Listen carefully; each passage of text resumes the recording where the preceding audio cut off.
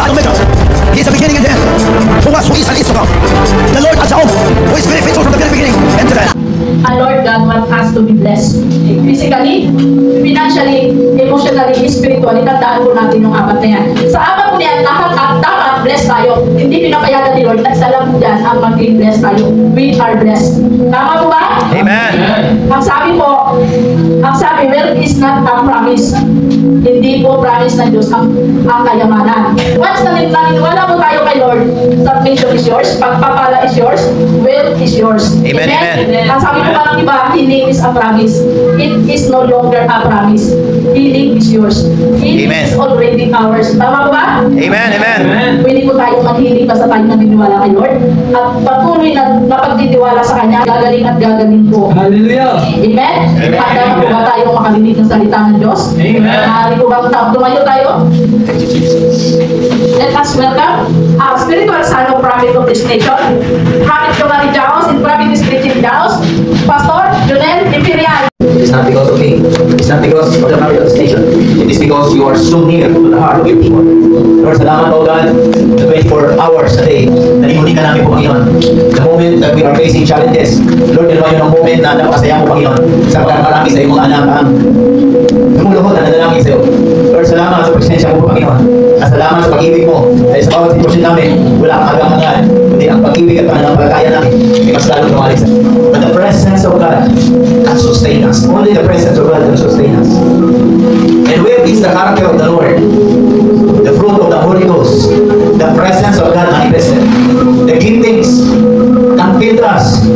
The healing, the power of God energize us, can edify us. But there's only one can sustain us, the love of Christ. The moment na mundo natin ngayon, ang daming nangyayari hindi maganda. Because people are not seeking the presence of God. Power is dangerous if it is in the hands of the unbeliever. But power is very beneficial to those in the hands of the living God, those who are believers. We are all here, family. We are all believers. Desire giftings. The Bible says, desire giftings, because in this world we may encounter tribulation. But the promise of God, be a good cheer in this time of challenges. God is always with us. God is always with us. Nothing is impossible to the Lord. To those who believe, oh Lord Jesus, Lord, thank you for forgiving us. Oh, we thank you, Jesus. Lord, as you see the heart of your people, Lord, every impurity is okay. Right now, be exposed in the name of Jesus. Lord, uwi kami, Panginoon, sa aming tahanan. There is a new hope. There is a new desire, new mandate to fulfill our divine purpose in the name of Lord Jesus. Oh, Mazera, Tula, Prasedia, oh, let the tongues of peace be upon the lips of your people.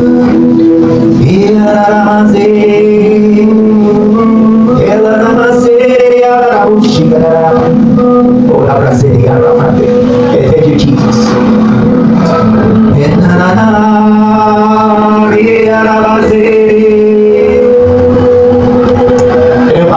With the peace of the Lord, enter into the heart of every one of us. This is the only thing that it can sustain us. Isa nasasabi ko sa akin sarili, Lord, I'm not here being as a pastor. I'm not here to heal people. I'm not here na ginagamit ko, Panginoon, for giftings. Or to prophesy, if the Holy Spirit allow. Lord, I am here just to love you, Jesus. We are here in this world just to love Jesus. Oh, oh, we thank you, Jesus. We thank you, Holy Spirit. And we listen now. The voice of your people, oh God, to arise in love and seeking desire for Jesus. There's a lot more to discover. And then the more we seek the Lord, the more we discover ourselves that every DNA we have, every fiber cell of our being, it is an identity of the Lord Jesus. Thank you, Lord, that your name will magnify to your people. That your presence will magnify to the heart of your people. Wala kaming nice sa sandali ito just to see your holy presence. Lord, there are many words that we are here, Panginoon, but still we are experiencing lack of your presence, oh God. Lord, we humble ourselves sa mga sandali ito, Panginoon. It's your holy presence that can sustain us, oh God. Oh, Mazeria, Reka, Lebra, Zeria, Ramande, Lekantrabusi, Ramande, Lekantrabusi, Zeratula, Zeria, Lekantrabusi. If you want to speak in tongues, just speak in tongues. Learn to pray in spirit. Masarap po mag-pray in spirit. Bago ako nagising kanina. Late na rin ako natulog. Pero bago ako nagising, just to pray. Doon ako sa upuan ko. Natulog ako doon na kahit din. And then, nagising ulit, natulog pala ako doon. Church lang po. Sabi nila kapag puyat ka, magkaroon ka ng amnesia. Pag lagi ka sakit dyan mo, magkaroon ka ng ulcer. Pero sa Jao, alam mo, pagkalagad ka ng Panginoon, walang puyat sa vocabulary natin. Amen. Actually, sometimes, we need to fasting. Here in Jao, every Wednesday, every Thursday, every Saturday, Sunday, we are on fast. Primarily, ako po, then, the leaders. Bakit po? Kasi kung hindi natin kaya i-control yung flesh natin, how much more the move of the Spirit in us. Amen? That's why kailangan natin sometimes to pray fast. Kasi yung bacteria natin, it's the time for us to rejuvenate. Kung meron tayong physical aspect na in-address, pero spiritual aspect, mas lalo kailangan natin i-discipline ang ating flesh. Amen? Kaya siguro hindi mo natin ang ko. Kasi kailangan i-discipline natin ang ating sarili. Amen? Alapakan natin ang Diyos sa buhay family. Oh, glory to Jesus. Are we excited? I believe we're going to matapos ko to because this is the last day of our prophetic conference about business. Amen? So, ihanda natin yung ballpen natin o yung picture natin. Mas maganda kasi gusto ko mag-review tayo ngayon. Ma-review niya pag-uwi. The moment I finish this topic ko ito ni Prophet doon sa Tanhay, but alam niyo naman, wala namang manual. So, take note lahat. Diba? So, I need to put it. Tinatsagaan ko po yan para lahat kayo magkakapi.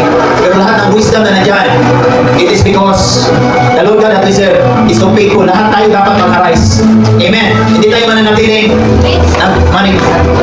maninilbi ba? Ibig sabihin, dapat tayo gagamitin ng Panginoon upang mas lalo maging magpapala sa iba. Sa paano paraan, ikaw yung magmamanage sa kanila. Amen. Ikaw yung magkakaroon ng business. Amen. At ililid mo sila into the Lord. Maraming business ngayon, hindi nalilid kay Lord. Bakit? Kung saan pa yung mga negosyo na kung saan hindi sa Panginoon, yung pa yung tinatangkilik. Tama po ba?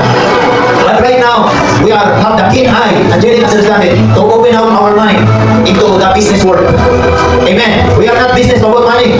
We are actually businessy people. Amen. Don't you ever know, pag sinabing networking, isa na naiisip natin. Ano naiisip natin? Isa naiisip natin, ay, tira-tira yan. Pero alam niyo po ba, the greatest networking of all time? Si Jesus. Alam niyo po ba yun? Sino ang ninetwork niya? Yung 12 disciple. Amen. Ay ngayon marami na tayong mga disciple. Mula sa isa na nagsakripisyo, naging 12, hanggang ngayon marami na tayong believer. Amen. That's why, pag sinabing negosyo, huwag natin isipin na magmukha tayong pera. Bisa naisip natin, buti pa yung pera, may mukha, yung tao, kapal na mukha. Okay, bakit? Kasi alam niyo po, family, kahit hindi mo minsan imbitahan, magpunta sa handaan. Di ba, makapal talaga ang mukha. Pero si Satan, pag hindi mo siya imbitahan, hindi na magpunta sa'yo. Di ba? Pero pag ikaw nagalit, nagtampo, yan, iniimbitahan mo si Satan. Kaya be careful with our emotion. Kasi hindi natin alam, iniimbitahan na pala natin si Satan. Di ba? Kaya when it comes to negosyo, pansinin niyo po yung mga mayayaman ngayon. When it regards to business na ang pag-uusapan, they are not mostly affected by their emotion. Bakit po kami? Dahil sila ay palaban. Di ba? Sino mayaman sa atin? Chinese, di ba? Alam niyo po, isa sa karakter ng Chinese, kapag ikaw ay nalulugi sa negosyo, yung mga kasamang Chinese community, panghihiramin nila yan ng pera. Pag ikaw Chinese at hindi mo tinanggap yung tulong nila, ang tingin nila sa'yo, mababa may kusyate. Pero pag Pilipino, bumabagsak, lalong ibabagsak pa.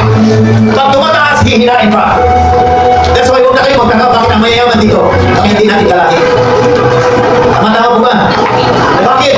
Kahit sila, most of them, ang mayayaman, unbeliever, bakit sila yung pinagpapala? Kasi yung prinsipyo ng pagninegosyo, nakuha nila. Hindi nila alam. Nasa Bible pala yun.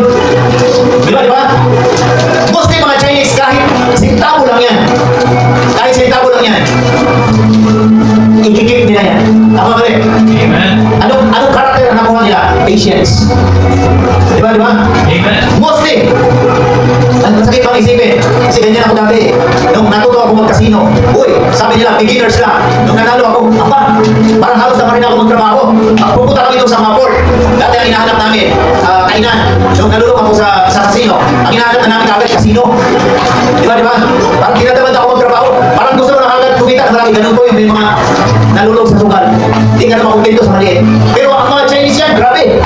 Di ba? Kaya, meron silang patience. Hindi nila alam, Bible pa rin yung pinagalingan nun. That's why kailangan mabago talaga yung skill na natin mag-isip. Di ba, di ba? Amen.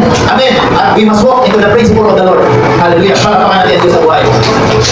So yung mga hindi nakating last week, by the grace of the Lord, kapasyon namin sa inyo, i-recap ko sa inyo. Sa Proverbs 27:17, sabi ko yan, as iron sharpens iron, so a man sharpens the countenance of his friends. Di ba, di ba? Pag pinaparnish yung gold. Di ba, di ba? So, napaparnish siya through fire and then through itself. Di ba, di ba? So, it's the same thing. Tayo po, we are sharpened by the beauty of others. Pero yung masama, yung gumagawa ng hindi maganda na kapwa natin, saan niya natutunan yun? Sa kapwa niya rin na hindi gumagawa ng hindi maganda. Kaya, importante, piliin natin kung sino yung mga kasama natin. Amen? Alam niyo po, pamili, kaya ba, maliit na pinagkawag kita, but I decide more. Kasi tama naman yung heart ko. Di ba? Si sister, may business ito sa Cebu. I-decide mo hanggang dito, magkaroon ka ng business. Amen? Para lipat-lipat ka Cebu. Tapos, Berto. Amen. Hallelujah. So, bawat isa sa atin, we must have a business. Bakit po? Either we like it or not, kailangan natin kumita. At we must be wise sa pag-handle ng mga resources na pinagkatiwala sa atin ng Panginoon. Kasi dali lang yung ubos. Diba, diba? Okay. Number 1, yung mga tactics to prosper in the kingdom of God in the business aspect. Okay. Number 1, make decision rooted in scripture. Dapat ito, primary ko na ito, marami mga verses yan. Basta ito, tandaan natin ito. Sabi sa Proverbs 7 dito, the blessing of the Lord make peace and add no sorrow riches. Marami ang may pera, pero malungkutin. Bakit? Hindi kasi blessing yung pera natanggap. Hindi lahat ng akala natin blessing ay blessing talaga. Maraming blessing na galing kay Satan. Na minsan nalalayo saan? Sa purpose natin. Amen. Proverbs 24 verse 3 to 4. By wisdom a house is built, and by understanding it is established, and by knowledge shall be a chamber filled with all precious and pleasant riches. Amen. So wisdom, knowledge, and understanding. Pag sinabing wisdom, yan na, yung nagpapakabuti ka na, nagsasamba ka na, nagtatimes ka na, nananalangin ka na, that is wisdom. Kung dati hindi ka converted magsamba, hindi ka converted, hindi mananangin, pero ngayon, nagsasamba ka na. Pero pag sinabing understanding and knowledge, infinite po yan. Knowledge is infinite. Ibig sabihin mo lang agad. Para malalaman mapagdiba yung wisdom natin, kailangan natin ang pag-unawa o understanding. Yan po nagkulang si Solomon. Di ba, di ba? Anong hinihingi ni Solomon? Lord, bigyan mo ako ng wisdom. Binigay ng Panginoon. Nagkulang siya ng understanding. Dahil sa kanyang wisdom, ang talino ni Solomon, nabighani sa kanyang maraming kababaihan. There are hundreds of concubines. Ibig sabihin, marami siya naging asawa. Tinanggap niya kahit hindi man lang palataya. Alam niyo yung story ni Solomon? Di ba, di ba? Pinayagan niya yung mga revolto ni Aser doon sa mataas na kung saan tayo. Pinayagan ni Solomon yun. He has the wisdom, but lack of understanding. That's why, pinagpala pa rin siya. Kasi yung distraction sa kanyang kingdom, pinatapos ang Panginoon sa kanya. But the next generation naging hari, doon na po umpisa-umpisa. Nasira yung kingdom na pinagkatiwanan ng Panginoon kay David hanggang kay Solomon. Amen, amen. Hallelujah. Proverbs 32 verse 4. Humility in fear of the Lord bring wealth and honor. Importante, kahit gaano kataas tayo, gaano tayo pinagpala, gaano nakataas yung negosyo natin, still have yung tawag na humility. Amen. Declare with me, I want to live in humility. I must be decrease so that God will increase. Tapakan natin ang Diyos. Hallelujah, glory to Jesus. James 4:3, you ask na, humihingi ka sa Panginoon, nananalangin ka pero hindi mo natatanggap. Bakit? Mali yung motibo. Hindi masamang mangarap, hindi masamang magkaroon. Diba, diba? Kaya I was very blessed because our spiritual father, General Overseer, he is not only a prophet. Sabi niya, hindi ako tinawag para maghiling lang. Hindi ako tinawag para mag-deliverance. I am called for the total restoration ng Pilipinas. Hindi lang siya tinawag maging propeta doon sa Negros, but for all of the Philippines. Amen. Amen. And we see the result. It is manifesting. Amen. That's why, tama po yung motibo. Full-time prophet, full-time minister, at the same time, nagagawa niya po yung negosyo niya. Grabe po. Grabe ang wisdom ni prophet. Alam niyo po, nag-trading siya ngayon. Alam niyo, the first time niya nag-trading, nawas out siya. Pero the same mistake na ginawa ni Satan. Ang sabi niya, Lord, isa na naman ang purpose ko po Panginoon para ma-advance yung kingdom mo. Hindi ka makapunta dito kung walang pera. Kaya pag-uusapan natin, napakahalaga ang pera. Di ba? Ang sabi po dyan, you cannot serve both God and money.